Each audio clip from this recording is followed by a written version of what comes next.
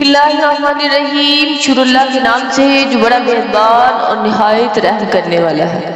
अस्सलामु अलैकुम वरहमतुल्लाहि वबरकातुहू। मैं उम्मीद करती हूँ कि आप अल्लाह ताला के हुक्म से खैर आफियत से होंगे।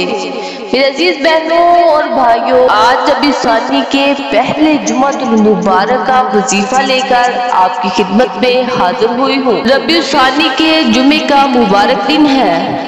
जुमे के दिन अगर आप 11 बार अगर इसमें मुबारक पढ़ लेते हैं और अल्लाह पाक से दुआ करें, इंशाअल्लाह अल्लाह ताला बेहतरीन रास्ता निकालेगा। आज का वजीफा मेरी बहन और भाइयों के लिए बहुत ही खास है।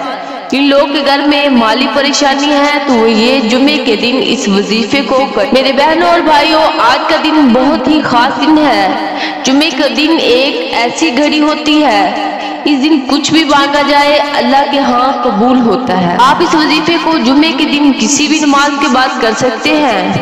करना क्या है, आपने सबसे पहले बिस्मिल्लाहिर्रहमानिर्रहीम को 11 मरतबा पढ़ना है। उसके बाद आपने दुरूद इब्राहिमी को 11 मरतबा पढ़ना है। उसके बाद आप 11 बार सूरत कौसर को पढ़ेंगे और बिस्मिल्लाह शरीफ के साथ। इसके बाद आपने 11 मरतबा सूरत इखलास पढ़नी है माँ बिस्मिल्लाह के साथ। उसके बाद फिर आपने क्या करना है, आपने सूरत इखलास को 11 मरतबा पढ़ना है।